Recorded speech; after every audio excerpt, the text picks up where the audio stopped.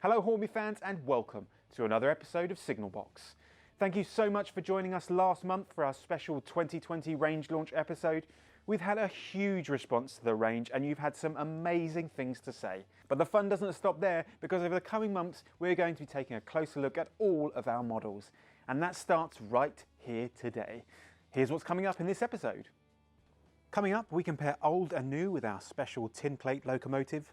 We give the Stephensons rocket its first run and show off this hugely popular model.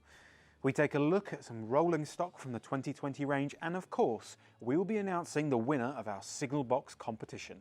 I'm Mike, we're Hornby, and welcome to Signalbox.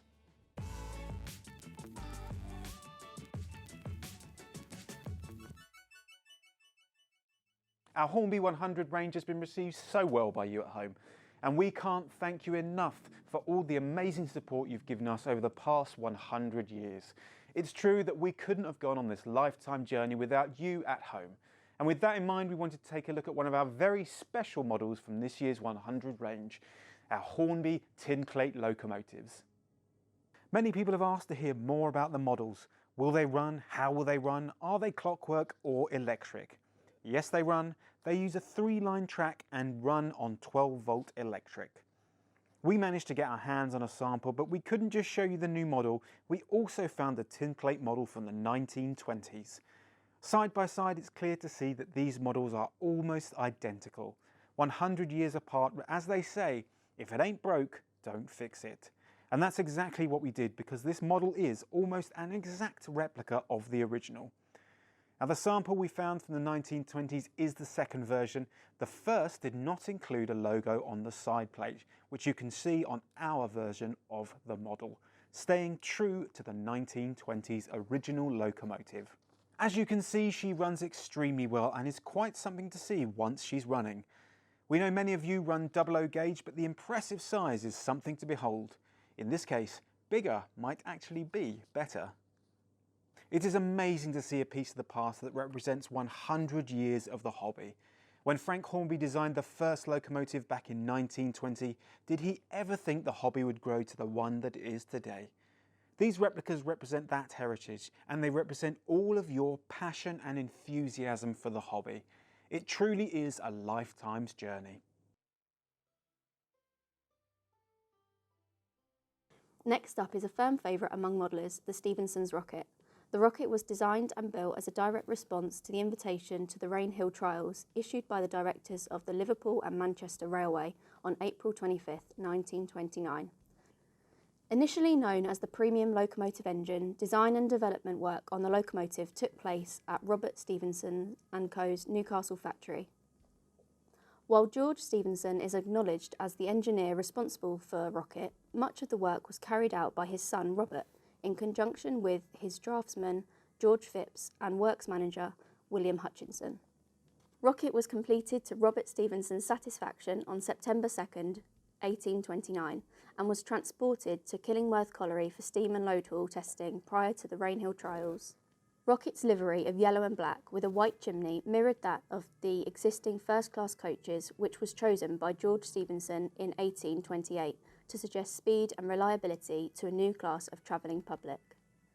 The outcome of the Rainhill Trials established Rocket as the clear winner, and the board awarded Robert Stephenson & Co. the contract to produce 4 further Rocket-type locomotives. Over the next 3 years, Rocket itself was gradually improved until February 1833, when the locomotive was relegated to secondary and standby duties. Rocket was purchased by Thompson & Sons of Kirkhouse for operating mineral trains on the Brampton Railway, a true showstopper for any layout. The model has been selling like hotcakes, so contact your local retailer to get your hands on one today. The 2020 range launch was dominated by some impressive steam and diesel locomotives, along with a great 100-year range, so we thought we'd show off a few wagons from the range. First up is a tip hook KFA container with 1 containers. There's no doubt this wagon stands out. With its bright pink livery, it's a case of love it or hate it, but I'm firmly on the love side. A chance to add a pop of colour to your layout sounds like a good thing for me. Next up is a tip hook KFA container wagon with tank tailors, RMI, Tate and Lyle and Contank. There is something eye-catching about an iconic logo on the side of a wagon, and Tate and Lyle with its distinctive blue is unmistakable. If you're looking for some extra containers to add to your collection, you can't go wrong with these. Sticking in the theme of rolling stock, two very intriguing models passed by my studio and I had to show them off. Often overlooked, rolling stock is an essential part of any modeller's layout, and these two shunters are a great addition to anyone's layout.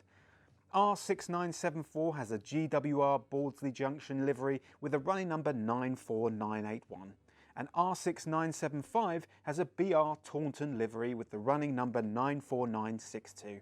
My particular favourite though has to be the Taunton livery, as it reminds me of a distant memory involving a past love and a weekend in Taunton. But I won't bore you with those details. Simple, detailed and understated, these shunters will be available later this year.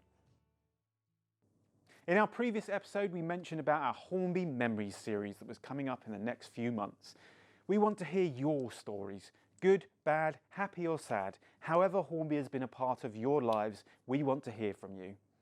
We'll be picking a select few people who will come down to Hornby HQ, meet the Hornby team and tell us your story on camera.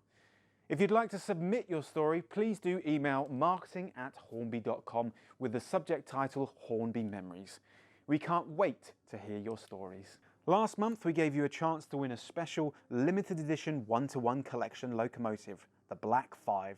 We were inundated with entries and the answer was B, July 1937.